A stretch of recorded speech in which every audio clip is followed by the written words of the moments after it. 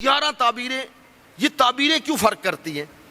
ایک ہی جملہ ہوتا کہ وہ شہید کی موت فوت ہو گیا، تو یہ 11 تعبیریں آپ کے عقیدہ عدل کو بیان کر رہی ہیں،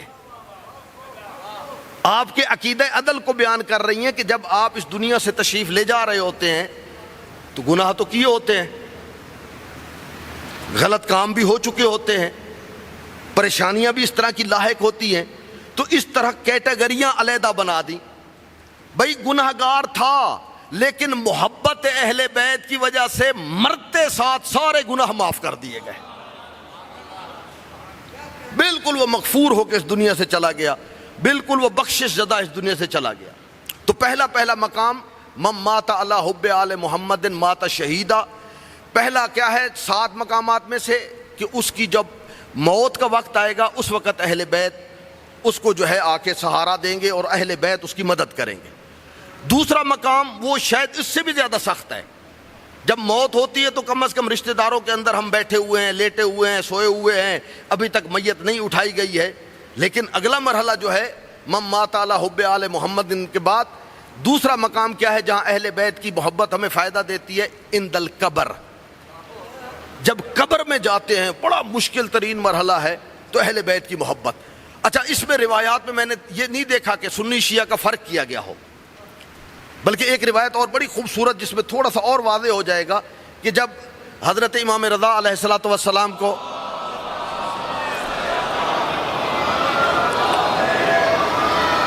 لے کے جانے والے لے کے گئے تھے مدینے سے مرو کی طرف، مشہد کی طرف، مامون کے کہنے پر، تو ان لے جانے والوں میں ایک شخص ایسا تھا جو مسلمان نہیں تھا، بعض لوگ کہتے ہیں کہ وہ کم از کم شیعہ نہیں تھا، مومن نہیں تھا۔ وہ ان کو لے کے جب گیا پہنچایا مرو میں، تو وہ عرض کرنے لگا کہ میں نے آپ کے ساتھ اتنا طولانی سفر کیا ہے، مدینے سے لے کے آپ کو یہاں تک آیا ہوں، تو میرے سامنے تو ایک نقشہ اس طرح کا گھومتا رہا ہے کہ جس طرح میں سرور کائنات کو لے کے چل رہا ہوں۔ میں چاہتا ہوں مجھے کوئی تھوڑی سی نصیحت کریں، مجھے کچھ تھوڑا سا کوئی جملہ ایک لکھ کے دے دیں تو میں وہ ہمیشہ اپنے پاس محفوظ رکھوں گا۔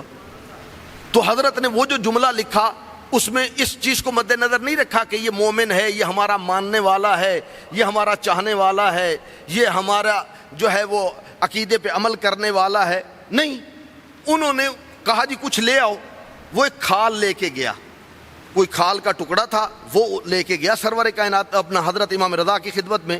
جب وہ ٹکڑا لے کے گیا تو اس پہ حضرت نے جو چیزیں لکھی نا، اس میں صرف ایک ہی جملہ لکھا، کن محبن لأہل البیت ان کان فاسقا، اگر تم گناہگار بھی ہو تب بھی اہل بیت سے محبت کرو، اہل بیت کے محب بن جاؤ۔ تو گناہگاروں کو تو یہ سے زیادہ فائدہ دینا ہے، ایسے لوگوں کو تو زیادہ فائدہ دینا ہے، تم محب اہل بیت بن جاؤ۔ تو عند القبر اگلا مقام کون سا ہے؟ عند المیزان، میزان کے وقت جب اعمال تولے جا رہے ہوں گے اس وقت پھر ہماری محبت آ جائے گی، ترازو میں جو ہے اعمال تولے جائیں گے، نمازیں تل رہی ہوں گی، باقی چیزیں تل رہی ہوں گی، یہ جب ساری چیزیں تل رہی ہوں گی تو اس وقت محبت اہل بیت جب ترازو میں رکھا جائے گا، گناہوں والا پلڑا جو ہے وہ اٹھتا ہوا نظر آئے گا اور یہ پلڑا جھکتا ہوا نظر آئے گا۔ یہ تعبیر بھی جلال الدین سیوطی کی ہے۔ ایک جملہ اور اس نے بڑا خوبصورت لکھا ہے جو اس سے پہلے میں نے نہیں دیکھا تھا، بڑا خوبصورت جملہ کہا، وہ جو کتاب ملے گی نا دائیں ہاتھ میں، عند الکتاب کا جملہ بھی ہے، وہ جو دائیں ہاتھ میں اعمال نامہ دیا جائے گا، کتاب دی جائے گی، اس کتاب کے اوپر ایک ٹائٹل بنا ہوگا، ایک بات لکھی ہوئی ہوگی، اور وہ جملہ وہ ٹائٹل کیا ہوگا؟ انہو محب لأہل البیت۔ یہ آدمی جو جنت میں کتاب لے کے جا رہا ہے دائیں ہاتھ میں، یہ کتاب کے اوپر ٹائٹل ہے کہ اس کو روکنے کی ضرورت نہیں ہے، یہ اہل بیت کا محب ہے، اہل بیت سے محبت رکھتا ہے۔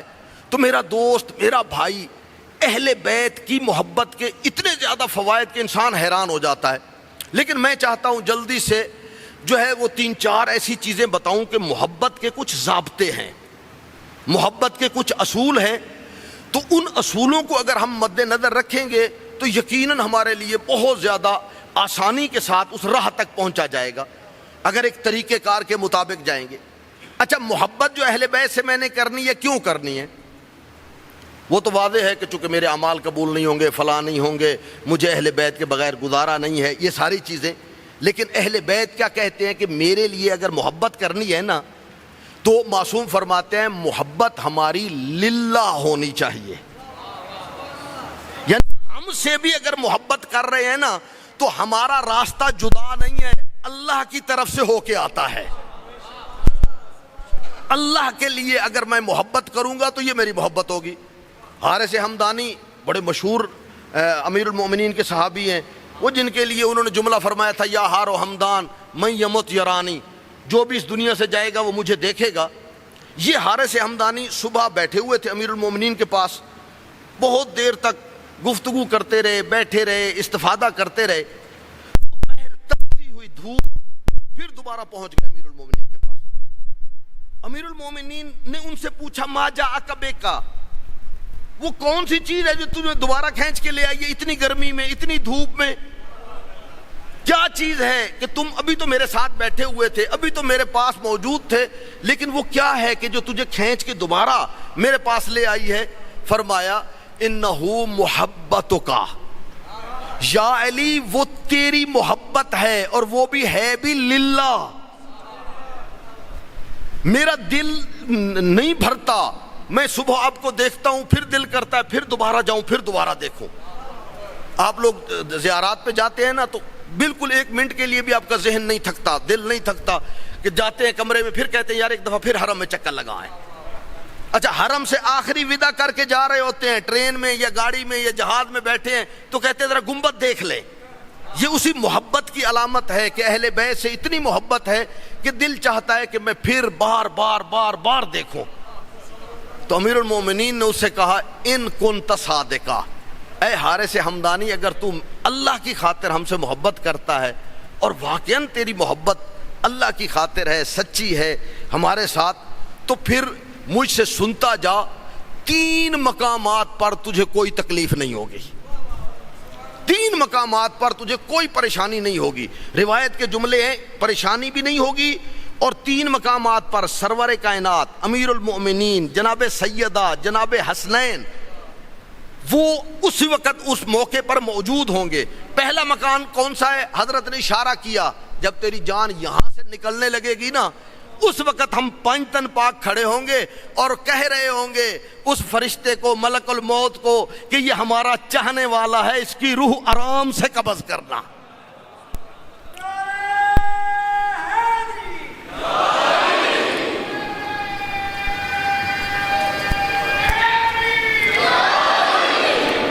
آرام سے اس کی روح نکالنا۔ دوسرا کون سا مقام؟ عند الصراط، جب پل صراط سے گزریں گے نا، اس وقت پھر دوبارہ ہم 5 تن پاک آ جائیں گے، تیرا قدم وہاں ایک لحظے کے لیے بھی نہیں ڈگمگائے گا، تو پل صراط سے گزر جائے گا۔ اور تیسرا مقام کون سا ہے؟ عند الحساب، جب حساب کتاب ہو رہا ہوگا نا، اس وقت بھی ہم اہل بیت آ جائیں گے اور آ کے تیرا سہارا بن جائیں گے۔ تو لہذا اہل بیت سے محبت، اس کا راستہ اللہ سے ہو کے گزرتا ہے۔ للہ محبت ہو، صرف اس لیے محبت ہو چونکہ اللہ سے مجھے محبت ہے اور اللہ چاہتا ہے کہ اہل بیت سے محبت رہے، تو پھر یہ محبت ہوگی۔ ایک دفعہ آپ نے اپنے مرحومین کو ذہن میں رکھ کر ان کی بلندی درجات کے لیے بلند آواز سے محمد و آل محمد کی عظمت پہ درود بھیجیے۔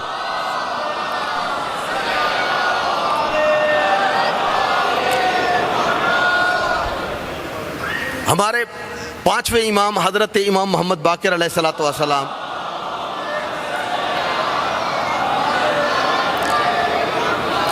یہ روایت حاتم بن عتبہ روایت کرتے ہیں کہ ہم بیٹھے ہوئے تھے امام کی خدمت میں، ایک بوڑھا سا شخص آیا امام کی خدمت میں، ضعیف سا، بزرگ سا، بڑے حوصلے کے ساتھ آرام آرام سے چلتا ہوا۔ جب امام کی خدمت میں پہنچا تو عرض کرنے لگا، مولا میں چاہتا ہوں میں اپنا عقیدہ آپ کو بتاؤں، میرا عقیدہ کیا ہے، میں چاہتا ہوں کہ آپ کے سامنے تصحیح کرا لوں، اگر کہیں کوئی غلطی ہے، کوئی مشکل ہے تو وہ میری دور ہو جائے۔ تو حضرت نے کہا جی بسم اللہ فرمائیے کیا عقیدہ ہے آپ کا؟ فرمایا، عرض کرنے لگے وہ بزرگ شخص، حاتم بن عتبہ کہتے ہیں کہ وہ بزرگ شخص کہنے لگے، پہلا تو میرا عقیدہ یہ ہے انا حبو کا احبو کا، میں آپ سے محبت کرتا ہوں، وَأُحِبُّ مَن يُحِبُّ کا، اور جو آپ سے محبت کرتا ہے میں ان سے بھی محبت کرتا ہوں، میں آپ سے بھی محبت کرتا ہوں اور میں ہر اس بندے سے محبت کرتا ہوں جو آپ سے محبت کرتا ہے، اور میں آپ کے دشمنوں سے بھی نفرت کرتا ہوں اور ہر اس بندے سے بھی نفرت کرتا ہوں جو آپ کے دشمنوں سے بھی پیار کرتا ہے، لیکن یہ کرتا کیا ہوں؟ للہ، اللہ کی خاطر۔ حضرت نے کہا بڑا عظیم تیرا عقیدہ ہے، اور سناؤ؟ کہا دوسرا میرا عقیدہ یہ ہے احل حلالوں کا واحرم حراموں کا، جو چیزیں آپ نے حلال کی ہیں شریعت محمدیہ میں سب کو حلال سمجھتا ہوں، اور جو چیزیں آپ نے حرام قرار دی ہیں میں سب کو حرام سمجھتا ہوں، میں آپ کے حلال کو حلال، آپ کے حرام کو حرام سمجھتا ہوں۔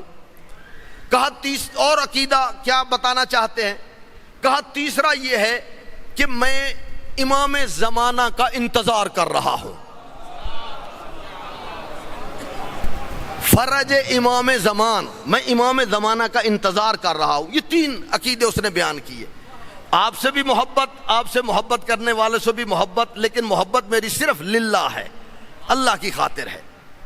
اسی طریقے سے میں آپ کے حلال کو حلال، آپ کے حرام کو میں حرام سمجھتا ہوں، اور تیسری چیز امام زمانہ کا میں انتظار کر رہا ہوں۔ حضرت نے کہا تھوڑا سا آگے آ جاؤ، اس بزرگ شخص سے کہا تھوڑا سا آگے آ جائیں۔ جب وہ آگے آئے تو کہا بالکل تمہاری طرح، جس طرح تم نے یہ اپنے تین عقیدے بیان کیے ہیں، بالکل تمہاری طرح ایک شخص میرے بابا امام زین العابدین کی خدمت میں گیا تھا، اور میرے بابا نے ان کے لیے جو جملے کہے تھے نا، میں چاہتا ہوں وہ جملے میں تمہارے لیے بھی کہوں، جو انہوں نے جملے کہے تھے وہ میں تمہارے لیے بھی کہوں تاکہ تیرا دل ٹھنڈا ہو جائے۔ تو فرمایا تو جنت میں جس طرح یہ دو انگلیاں اکٹھی ہیں اسی طرح تو ہمارے ساتھ جنت میں ہوگا۔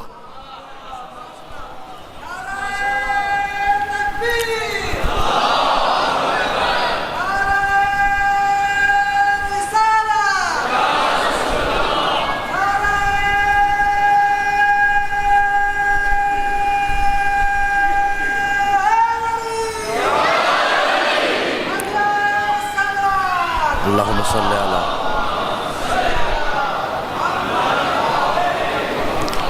اس طرح تو جنت میں ہمارے ساتھ ہوگا۔ تو وہ بزرگ شخص تھا، وہ کہنے لگا آقا امکان ہے ایک دفعہ پھر ان جملوں کو دہرا دیں، ایک دفعہ پھر آپ مجھے دہرا دیں۔ تو حضرت نے پھر یہی دہرائے کہ ہم پنجتن پاک، ہم اہل بیت 14 معصومین جس جگہ پہ بیٹھے ہوں گے، جس دسترخوان پہ ہم ہوں گے، جس محل میں ہم رہ رہے ہوں گے، جس مکان میں ہم ہوں گے، تو بالکل ہمارے ساتھ ان دو انگلیوں کی طرح ہوگا۔ پھر وہ بزرگ شخص تھے، وہ کہنے لگے آقا میں ایک چھوٹی سی اور گزارش کرنا چاہتا ہوں۔ حضرت نے پوچھا جی بسم اللہ بتائیں کیا کہنا چاہتے ہیں؟ کہا میں چاہتا ہوں جس انگلی کے ساتھ آپ اشارہ کر رہے تھے نا، امکان ہے یہ میرے سینے پہ مل دیں، اپنا ہاتھ جو ہے وہ میرے سینے پہ پھیر دیں۔ حضرت نے جب ہاتھ سینے پہ پھیرا اس کے بھی آنسو نکل آئے۔ جب وہ جانے لگا تو اس وقت جتنے بھی اصحاب ساتھ بیٹھے تھے تو اس وقت حضرت نے کہا من ارادہ ان ینظر رجلا فی الجنہ نظر الیہ، جو جنتی شخص دیکھنا چاہتا ہے اس بزرگ کو دیکھ لے۔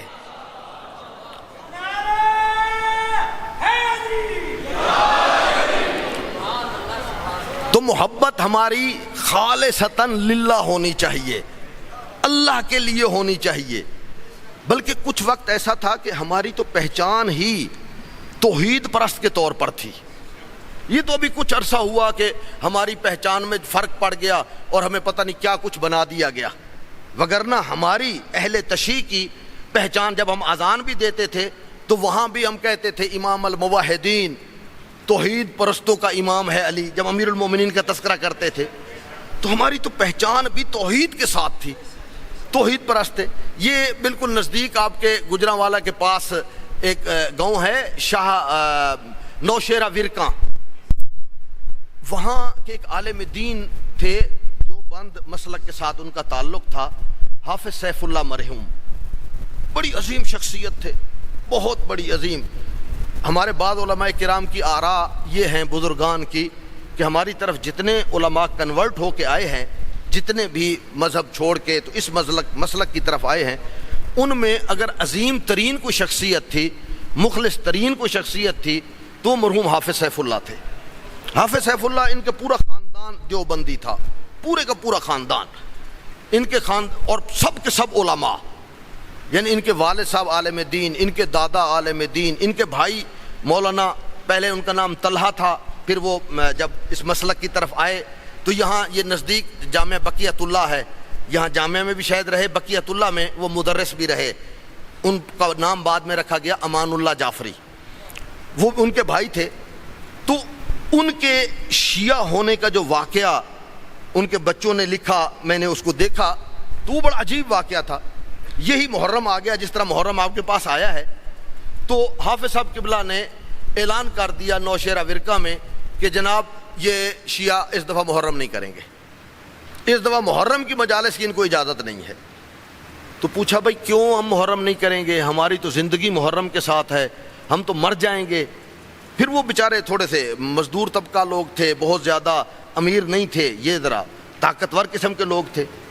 وجہ اور علت یہ بتائی انہوں نے کہ اس لیے آپ جو ہے وہ محرم نہیں کریں گے چونکہ آپ جو خطیب آپ کے آتے ہیں، مقررین آپ کے آتے ہیں، وہ پتہ نہیں کیا کچھ کہتے ہیں اور پتہ نہیں یہ ہو جاتا ہے اور وہ ہو جاتا ہے اور شرک ہو جاتا ہے، پتہ نہیں، یعنی ان کے اشکال یہ تھا کہ پڑھنے والا آپ کا آ کے تو پورا ماحول خراب کر کے چلا جاتا ہے۔ شیعہ بیچارے بڑے پریشان، بھائی یہ تو بڑی مشکل میں ہم پھنس گئے ہیں، ہمیں تو محرم کے بغیر تو وقت نہیں گزرے گا، باقی ایام تو گزر جاتے ہیں۔ تو وہ ایک وہاں نمبردار صاحب تھے، مختار شاید ان کا نام تھا، تو وہ ان کے پاس پہنچ گئے، بھی مہربانی کرو تم کوئی مسئلے کو حل کرو، اس مسئلے کو تو حل ہونا چاہیے، ہم نے محرم تو ہونا، ہم بغیر نہیں رہ سکتے۔ تو وہ حافظ صاحب قبلہ کی خدمت میں پہنچ گئے، حافظ سیف اللہ صاحب کے پاس، انہیں بہت سمجھایا کہ یہ 10 دن کرتے ہیں، کرنے دو ان کو ماتم، وہ کر لیں گے، اندر کر لیں گے، یہ وہ تیار ہی نہیں تھے۔ تو انہوں نے کہا مشکل کیا ہے؟ کہا مشکل یہ ہے کہ یہ بس یہ کر دیتے ہیں، وہ کر دیتے ہیں اور پڑھنے میں پتہ نہیں کیا کرتے ہیں۔ تو وہ مختار صاحب، چونکہ یہ سیاسی لوگ جو ہوتے ہیں ان کے پاس راہیں تو بہت ساری ہوتی ہیں، تو ان کے ذہن میں آیا، تو انہوں نے کہا جی قبلہ ایک میں بات کہتا ہوں، اگر آپ بھی غور کریں اور ان کو بھی میں سمجھاتا ہوں تو مسئلہ حل ہو جائے گا۔ آپ کو پڑھنے والے سے مشکل ہے، ان کو محرم کرانے سے مشکل ہے، تو اس مشکل کا حل یہ ہے کہ اس سال ان کا محرم آپ خود پڑھیں۔ بھئی آپ تو ٹھیک پڑھیں گے نا، آپ میں تو کوئی خرابی نہیں ہے، اس سال محرم کی مجالس سے آپ خود تقریر کریں، خود مجلس پڑھیں، خود محرم پڑھیں۔ تو میں ان کو کہہ دیتا ہوں بھئی آپ کی تو مجلس ہو رہی ہے، پڑھنے سے کیا فرق پڑتا ہے، یہ آدمی پڑھے یا وہ آدمی پڑھے۔ تو حافظ صاحب قبلہ نے اسے کہا جی میں اچھا سوچ کے بتاؤں گا۔ یہ جو کہا سوچ کے بتاؤں گا، خود بھی فرمایا کرتے تھے کہ رات جب میں بستر پہ گیا نا، ساری رات تڑپتا رہا کہ میں کتنا عجیب انسان ہوں، اگر آج کوئی آ جاتا کہ کہتا کہ فلاں صحابی کا ہم نے دن منانا ہے تو میں اس کے لیے تو فوراً تیار ہو جاتا، کیا میں زہرا کے بچوں کو صحابی رسول بھی نہیں سمجھتا؟ کہ اس ایک چیز نے مجھے تڑپا کے رکھ دیا۔ تو میں نے صبح اس سے کہا جی کوئی بات نہیں، میں محرم پڑھوں گا اور تم اس طرح کرو کوئی کتاب لے آؤ، یہ جو مجلس کی کوئی کتاب شتاب لے آؤ تاکہ میں دیکھوں، مجھے تو میں نے ان کے اندر خطاب کیا نہیں ہے، تقریریں نہیں کی ہیں، تو کوئی کتاب وغیرہ اس طرح کی لے آؤ تاکہ میں اس کتاب کو دیکھ کے تقریریں کروں۔ اچھا یہ نمبردار مجھے لگتا ہے شاید مومن تھا اور اس نے چھپایا ہوا تھا اپنے آپ کو، چونکہ یہ لوگ بہت سارے مومنین ایسے ہیں گھروں پہ تو ان کے علم لگے ہوئے ہیں، جب سیاسی لوگ ہوتے ہیں نمازیں پڑھنے لگتے ہیں تو ہاتھ ان کے کسی اور جگہ پہ ہوتے ہیں، ہاتھ کھلے ہوئے نہیں ہوتے، اور جب ہمارے مجالس میں آ کے بیٹھتے ہیں تو پھر وہ شو کرتے ہیں کہ جی ہم تو مومن ہیں، اور ماشاءاللہ چلیں، بہرحال محبت اہل بیت ہونی چاہیے۔ تو وہ نمبردار صاحب جو ہیں وہ میری طرح کا کوئی بندہ ہوتا تو آج کل کے محرم میں تو اصل ٹاپک ہے مصائب مقتل، تو کوئی مصائب کی کتاب ڈھونڈ کے لے جاتا، ریاض القدس لے جاتا، مالی و سبتین لے جاتا.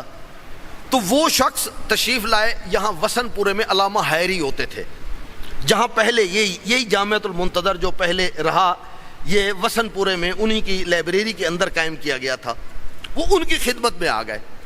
انہوں نے آ کے بتایا بھی اس طرح کا واقعہ ہے، بہت بڑے عالم دین ہیں، نسلاً جیلن بعد جیل، نسلاً بعد نسل، وہ علماء کا خاندان ہے، تو اتنے عرصے سے یہ چلے آ رہے ہیں، تو یہ صورتحال ہو گئی ہے، تو مجھے کوئی کتاب دیں تاکہ میں ان کو دوں کہ وہ کتاب جا کے جو ہے وہ اس کو دیکھ کے ان کو مجالس سنائیں. اور وہ مجلس پڑھنے کے لیے تیار ہو گئے. علامہ حیری صاحب نے جس کتاب کا انتخاب کیا وہ کتاب تھی آپ کی اصول کافی.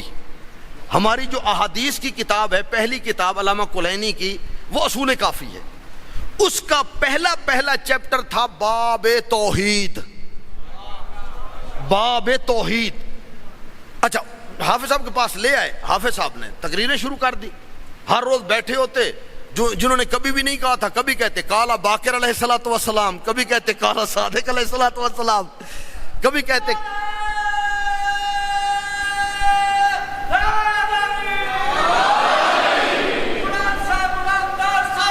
اللہ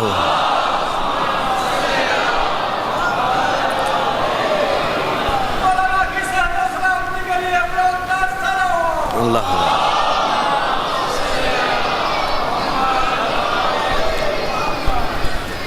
اس طرح ہر روز تقریر کرتے رہے. 7 محرم کو ان کے منہ سے ایک جملہ نکل گیا. انہوں نے کہا یہ جو اصول کافی میں توحید لکھی ہوئی ہے، عقیدہ توحید لکھا ہوا ہے، جو معصومین نے بیان کیا ہے نا، ایسی توحید ہمارے پاس موجود نہیں ہے. افراد کا ہمیں نہیں پتا ان کا عقیدہ کیا ہے یا کیا نہیں. یہ جو اصول کافی میں توحید ہے نا، یہ توحید کسی مسلمان کے پاس نہیں ہے. یہ کالا امیر المومنین والی توحید نہیں ہے ہمارے پاس. تو یہ 7ویں کو ان کے منہ سے نکلا. 10ویں کو جب مجلس ختم ہو گیا، محرم ختم ہونا تھا، تو انہوں نے پھر ایک اور اعلان کر دیا. کہا یار یہ مجھے اتنا دل کو لگی ہے نا، یہ توحید، دیوبندی تھے، اتنی دل کو لگی ہے نا، میں آج یہ اقرار کرنا چاہتا ہوں اگر اس کتاب کی، یہ جو کتاب توحید کی حدیثیں ہیں، اس کے ماننے والوں کو شیعہ کہا جاتا ہے تو میں شیعہ ہوں.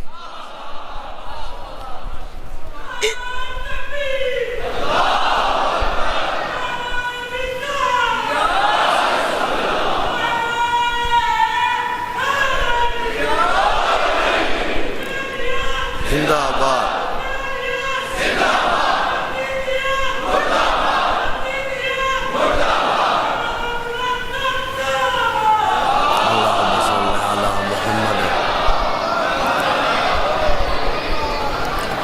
اگر ان کے ماننے والا، اچھا یہی جن کا نام ابھی میں نے لیا ہے، مولانا طلحہ پہلے نام تھا اور بعد میں مولانا امان اللہ ہوا، یہاں مدرس بھی رہے، بقیت اللہ میں بھی، جامعۃ المنتظر میں بھی کچھ عرصہ شاید رہے.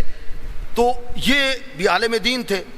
انہوں نے گھر سے ایک بہت بڑا چھرا اٹھایا اور اپنے بھائی کو جو ہے وہ ختم کرنے آ گئے کہ یہ اب رافضی ہو گیا ہے اور اس نے پتہ نہیں کیا کہہ دیا ہے، اور یہ اس نے اعلان کیوں کیا ہے، یہ کیوں کہا ہے کہ اس کتاب میں جو احادیث لکھی ہوئی ہیں توحید کی، ان کا ماننے والا اگر شیعہ ہوتا ہے تو میں شیعہ ہوں، تو میں اس کو جو ہے نا بالکل ختم کر دوں گا. ان کے والد بھی اس زمانے میں زندہ تھے، تو بڑا پریشانی ہوگی نوشہرہ میں. تو وہ چھرا لے کے ان کے گھر گھس گئے. حافظ صاحب قبلہ کی زوجہ سامنے آئیں، سمجھدار خاتون تھیں، تو وہ آ کے انہوں نے سمجھایا، کہا طلحہ بھائی تم بھی مولوی ہو، میرا شوہر بھی مولوی ہے. مولویوں کی لڑائی جو ہے نا چھریوں سے نہیں ہوتی، مولویوں کا ہتھیار زبان ہوتی ہے. ان کا ہتھیار، ان کا اسلحہ، ان کا جھگڑا زبان کے ساتھ ہوتا ہے. تم بیٹھ جاؤ بھائی کے ساتھ، بیٹھ کے بحث کر لو، آپس میں بیٹھو بحث کر لو. بحث کے بعد اگر دیکھنا کہ تمہارا بھائی ٹھیک نہیں ہے، تو اس نے تو بھی وضو نہیں کیا، نماز نہیں پڑھی، ہاتھ نہیں کھولے، یہ تو صرف یہ کہہ کے آیا ہے نا کہ ان حدیثوں کے ماننے والا اگر شیعہ ہے تو میں شیعہ ہوں، تو بیٹھ جاؤ اس کے ساتھ بحث کر لو، اگر یہ غلط ہے تو ہٹ جائے گا، وگرنہ تجھے قائل کر لے گا۔ 3 دن تک دونوں بھائیوں میں بحث ہوتی رہی، مناظرہ ہوتا رہا 3 دن تک، اسی اصول کافی پر، توحید پر، باب توحید پر، کالا امیر المومنین پر، معصومین کے ناموں پر 3 دن تک گفتگو ہوتی رہی۔ 3 دن لوگ انتظار کرتے رہے، تقریباً ظہر کا ٹائم جب ہوا نا تو یہ بحث ختم ہوئی۔ مولانا امان اللہ صاحب نے کہا کہ آج میں جا کے آذان بھی دوں گا اور نتیجہ بھی بتاؤں گا کہ نتیجہ کیا نکلا ہے ہماری گفتگو کا اور بات کیا ہوئی ہے۔ جب گلدستہ اذان پر مولانا امان اللہ صاحب آئے، 4 دفعہ اللہ اکبر کہا، اشہد اللہ الہ الا اللہ کہا، 2 دفعہ اشہد ان محمد رسول اللہ کہا، اور پھر کان پہ ہاتھ رکھ کے کہا اشہد ان علی ولی اللہ۔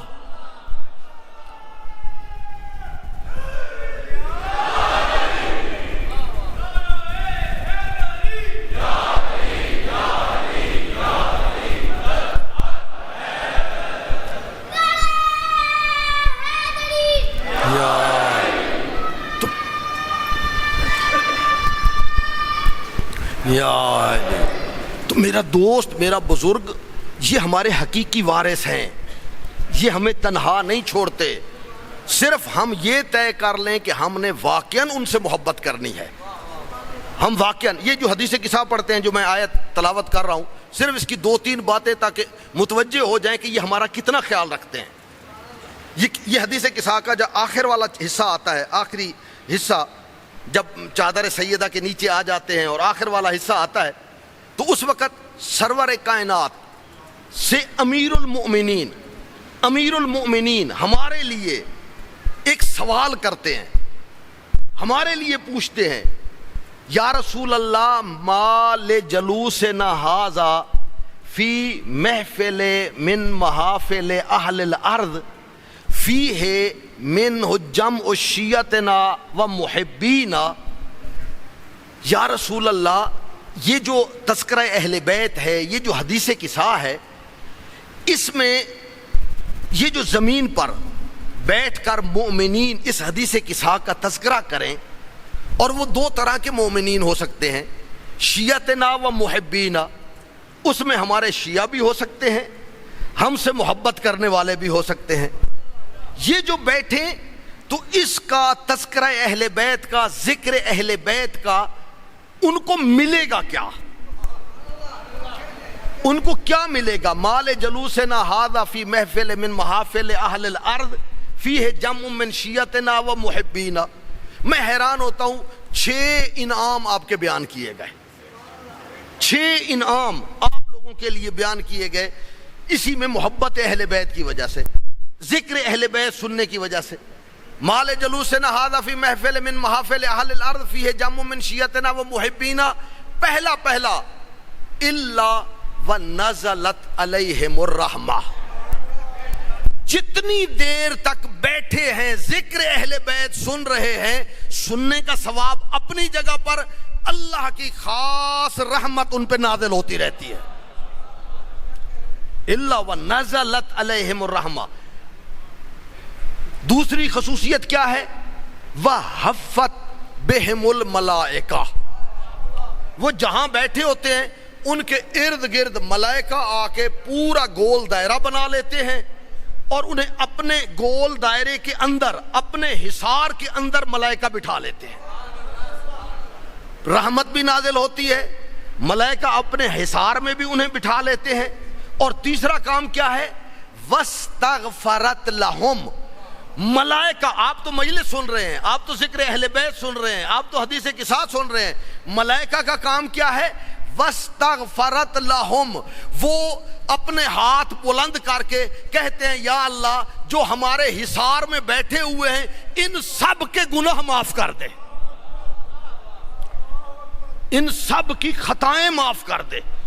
تو کتنے خوش قسمت ہیں آپ لوگ، کتنے عظیم لوگ ہیں کہ ملائکہ رحمت بھی نازل ہو رہی ہے، ملائکہ نے بھی آپ کو گھیرے ہوئے ہے، اور وَاسْتَغْفَرَتْ لَهُمْ، اور ملائکہ آپ کے لیے استغفار بھی کر رہے ہیں۔ یہ 3 وہ کوالٹیز تھیں، وہ انعامات تھے جن سے ہم مومن مطمئن نہیں ہوتے، کیوں؟ جو ہمیں تو نظر ہی نہیں آ رہا رحمت نازل ہو رہی ہے یا نہیں ہو رہی، چونکہ ابھی ہمارے عقیدے اتنے مضبوط تو نہیں ہوئے۔ ایک شخص سے مولا نے پوچھا کہ بتاؤ میرے متعلق تیرا کیا عقیدہ ہے، کیا عقیدہ ہے؟ تو اس کے ہاتھ میں انار تھا، تو اس نے کہا مولا میرا عقیدہ یہ ہے، یہ جو انار ہے اس کو 2 برابر حصوں میں تقسیم کر دیا جائے، تقسیم کرنے کے بعد آپ فرما دیں یہ والا حصہ حرام ہے، یہ والا حصہ حلال ہے، خدا کی قسم مجھے 1 ذرہ برابر بھی شک نہیں ہوگا۔ کیوں؟ چونکہ آپ نے جو کہہ دیا ہے یہ حلال یہ حرام، میں نہیں پوچھوں گا کہ مولا یہ کیا، انار تو ایک ہی تھا، تو یہ کیسے ہو گیا کہ یہ والا حصہ حلال یہ والا حصہ حرام؟ یہ تو میں نہیں پوچھ سکتا آپ سے۔ تو میرا عقیدہ یہ ہے کہ میں کہوں گا جو کچھ آپ نے کہا بالکل آپ ٹھیک کہہ رہے ہیں، بالکل آپ بجا کہہ رہے ہیں۔ تو یہ 3 وہ کوالٹیز تھیں کہ جو کوالٹیز ہمیں نظر نہیں آتی، نہ ہمیں فرشتہ گھیرے میں لیے ہوئے نظر آتے ہیں تو لہذا وہ بہت زیادہ ہمیں احساس بھی نہیں ہوتا، نہ ان کے استغفار کی آواز ہمیں سنائی دیتی ہے، حالانکہ یہ تو سرور کائنات کی زبان مبارک سے ادا کیے گئے جملے ہیں تو یقیناً وہ سچ بھی ہیں اور حدیث قصہ کے اندر موجود ہیں۔ اگلی جو 3 کوالٹیاں بیان کی نا تو وہ بڑی عجیب قسم کی تھی، وہ تینوں کی تینوں ہمارے ساتھ تعلق رکھتی ہیں، جو ہمیں نظر آتی ہیں، جو ہم دیکھتے ہیں۔ وہ کیا تھا؟ یہ بھی امیر المومنین نے آپ کے لیے مانگا، کہا یا رسول اللہ اگر یہ لوگ دوسرے دن پھر مجلس کریں، پھر دوبارہ بیٹھیں اور اس میں مال جلوس نہاد فی محفل ہے، تو اس میں پھر انہوں نے فرمایا 3 کوالٹیاں ہیں۔ سب سے پہلے ولا مغموم الا وکشف اللہ غمہ، کوئی ایسا پریشان حال نہیں ہوگا کہ وہ ذکر اہل بیت میں آ جائے تو اللہ کی برکت سے اس کی پریشانیاں دور ہو جائیں۔ ولا مغموم الا وکشف اللہ غمہ۔ دوسرا جملہ ولا محموم الا وقضى اللہ ہمہ۔ یہ محموم کیا ہے؟ محموم کیا ہے؟ مغموم کا تو ہماری اردو میں لفظ غم استعمال ہوتا ہے، ہمیں اندازہ ہو گیا، ترجمہ بھی آ گیا، پتہ بھی چل گیا کہ جس میں کوئی تکلیف ہو۔ محموم اس تکلیف کو کہا جاتا ہے جس تکلیف کا اظہار ہماری بدن سے نہیں ہوتا، باڈی لینگویج میں وہ تکلیف نظر نہیں آتی۔ بخار ہو رہا ہے تو تکلیف نظر آ رہی ہے، ڈر رہے ہیں تو تکلیف نظر آ رہی ہے، پریشانی ہے تو پتہ چل رہا ہے، مومن کو دیکھتا ہے کہتا ہے یار آج پریشان آپ بہت زیادہ ہیں، آپ چپ ہیں۔ یہ سارے کے سارے بن جائیں گے غم، کہ غم اس تکلیف کو کہا جاتا ہے جو لوگوں کو دکھائی دیتا ہے۔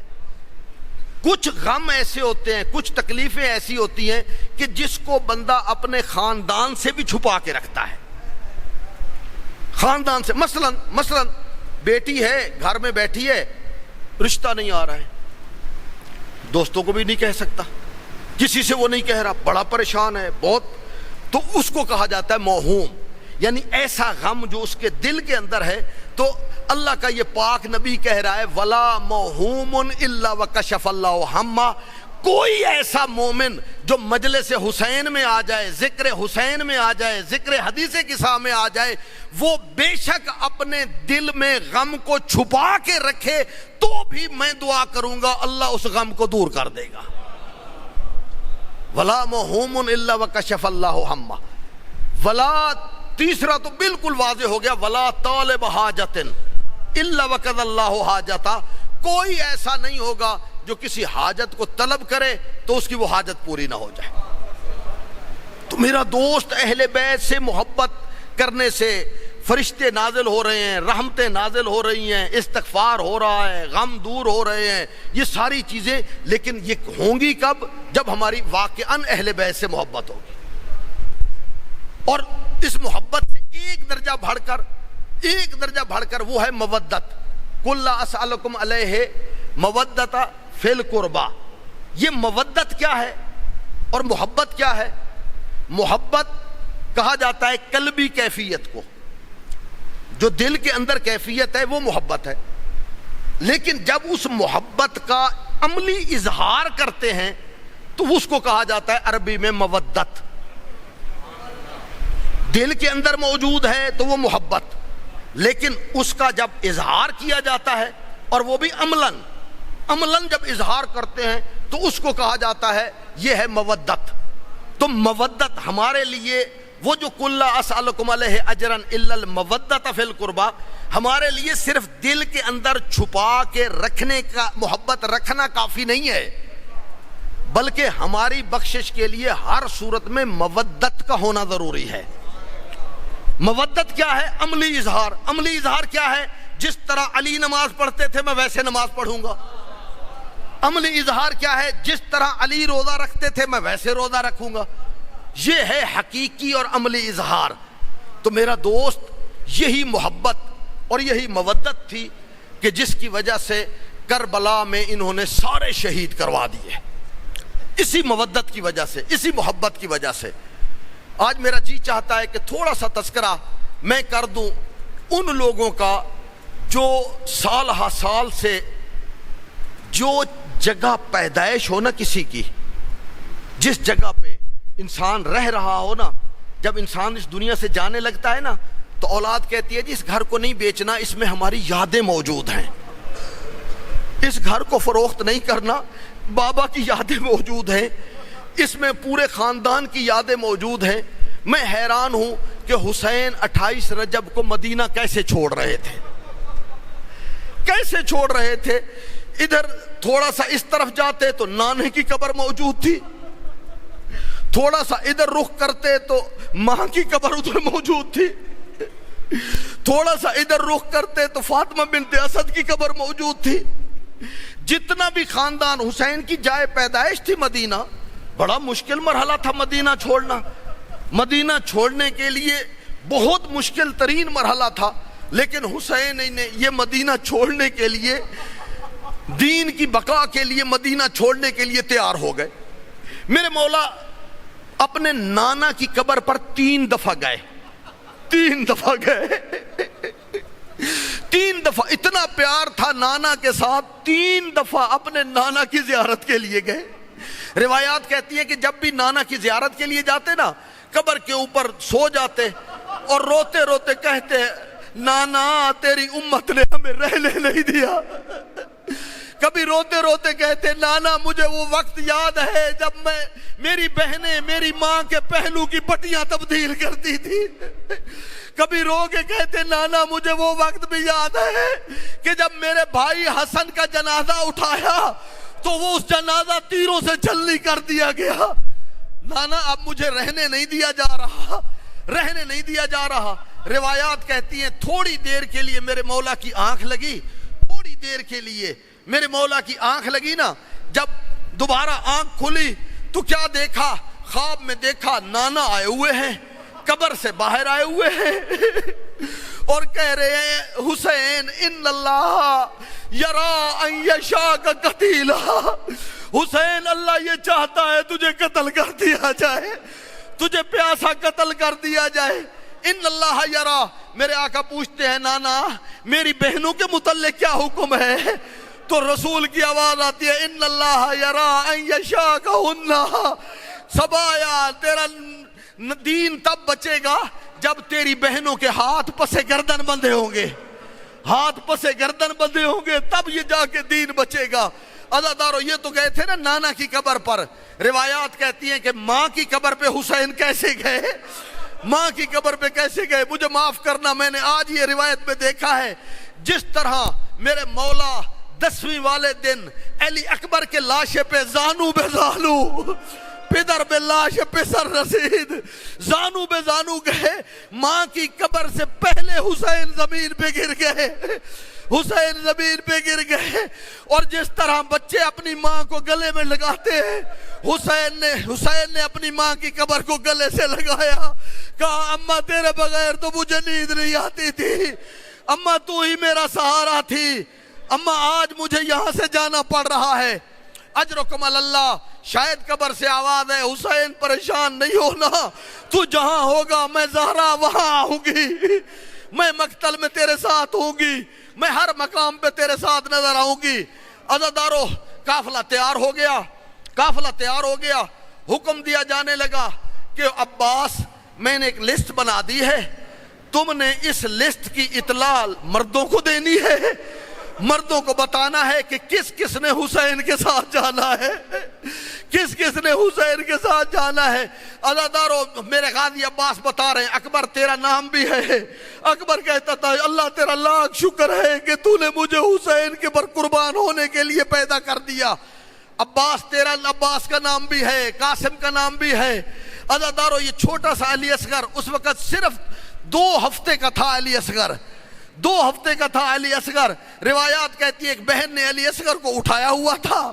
علی اصغر کو اٹھایا ہوا تھا.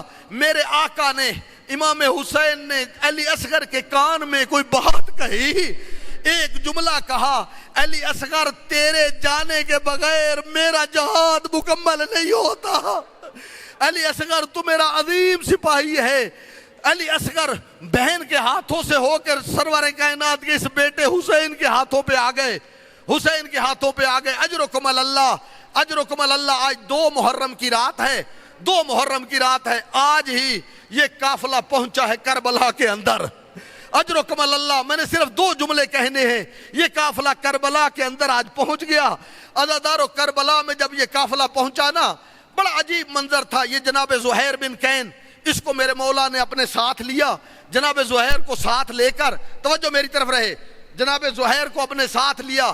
ساتھ لے کر تھوڑا سا چلے نا, جب آئے دور سے ایک راستہ نظر آیا.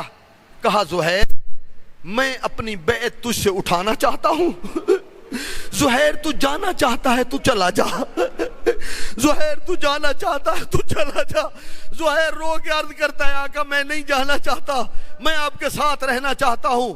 لیکن میرے مولا نے کہا اچھا پھر زہیر تم ادھر رہو, مجھے تھوڑا سا میدان کربلا میں کوئی کام ہے, میں میدان کربلا میں جاتا ہوں. عزادارو جناب زہیر کہتے ہیں میں نے دیکھا حسین کربلا میں آئے, ایک جگہ پہ آئے, زمین پہ بیٹھ گئے, اپنے ہاتھوں سے کنکر اٹھا رہے تھے زمین سے اور کہہ رہے تھے کربلا کی خاک اور تجھ پر میرا علی اکبر گرے گا, اور میں برداشت نہیں کر سکتا میرے علی اکبر کو کوئی پتھر چبھ جائے, میں برداشت نہیں کر سکتا میرے علی اکبر کو کوئی یہ تکلیف پیش آئے. کبھی اس جگہ سے پتھر اٹھاتے, کبھی اس جگہ سے پتھر اٹھاتے. جب کربلا کو تمام پتھر میرے مولا نے اٹھا لیے, اٹھانے کے بعد پھر میرے مولا تشریف لے آئے. جناب زہیر صرف ایک جملہ میں عرض کرنا چاہتا ہوں. جناب زہیر آج ہم نے بھی یہی کہنا ہے کہ یا اللہ تو نے ہمیں بالکل زہیر کو جس طرح تو نے حسینی بنا دیا تھا نا, بالکل اسی طرح حسینی بنانا ہے. یہ زہیر میرے مولا کے ساتھ پہلے دن سے نہیں تھا, یہ صفین میں امیر شام کی طرف سے امیر مومنین کے خلاف لڑنے والے تھے. جناب زہیر جنگ صفین جب ہوئی تھی نا, یہ حسینی نہیں تھے, یہ شامی کہلاتے تھے. لیکن جب تبدیلی کا وقت آتا ہے نا تو انسان کا پتہ نہیں چلتا ہے. لہذا آج ہم نے یہی دعا منگنی ہے کہ یا اللہ جس طرح زہیر کا وقت بدل گیا بالکل اسی طرح تو نے ہمیں بھی بدل دینا ہے. بس ایک جملہ جلدی سے سن لیجئے گا. جناب زہیر نئے آئے ہوئے تھے اس مکتب میں, نئے جب آئے ہوئے تھے نا تو ان کو اس مکتب کا بہت زیادہ نہیں پتا تھا. انہوں نے اپنی بیگم کو بلایا, بیگم سے کہا کہ کربلا میں حسین پر شہید ہونے جا رہا ہوں, میں شہید ہو جاؤں گا. یہ تو ہے نا زہرا کا بیٹا, یہ تو ہے نا علی کا بیٹا, ان کو تو لوگ کفن پہنائیں گے, غسل دیں گے, ان کی میتوں کو دفن کریں گے. تم اس طرح کرنا 10ویں والے دن ظہر کے وقت ایک غلام کے ہاتھ میں کفن بھیج دینا, ایک کفن بھیج دینا تاکہ وہ کفن لے کے مجھے آ کے میری لاش کو دفنا دے, میری لاش کو دفنا دے, مجھے کفن پہنا دے. روایات کہتی ہیں 10ویں والے دن اس نے غلام کو کفن دیا, کہا اس کفن پہنانے کے بعد زہیر کو دفنانے کے بعد میں تجھے آزاد کر دوں گی, تو آزاد ہو جائے گا, تو یہ کفن لے جا میدان کربلا میں چلا جا, جا دیکھ جہاں جناب زہیر کا لاشا ہوگا نا انہیں اٹھانا, غسل دینا, کفن پہنانا, کفن پہنا کے پھر تم میری طرف سے آزاد ہو. جب 10ویں کا دن گزرا نا, شام ہو گئی, دیکھا کہ وہی غلام کفن ہاتھ میں اٹھایا ہوا ہے. پھر کوفے کے اندر آیا تو زہیر کی زوجہ کی جب نگاہ پڑی نا، کہنے لگی میں تجھے کبھی معاف نہیں کروں گی، اور تو نے میرے زہیر کو کفن نہیں پہنایا۔ وہ حبشی غلام منہ پیٹ کے کہتا ہے تو معاف کر نہ کر، اور میں نے علی اکبر کا لاشا بغیر کفن کے دیکھا، اور میں نے قاسم کا لاشا بغیر کفن کے دیکھا، اور تجھے کیا بتاؤں وہ ایک 6 ماہ کا لال تھا، علی اصغر اس کے گلے میں برچھی لگی ہوئی تھی، اور اس کا لاشا بے گور و کفن پڑا تھا، اور میں کیسے انہیں کفن پہنا تھا، اور میں کس طرح زہیر کو منہ دکھاتا، زہرا کے بیٹے بغیر کفن کے ہو اور زہیر کو میں کفن پہنا دیتا۔ الا لعنت اللہ علی القوم الظالمین۔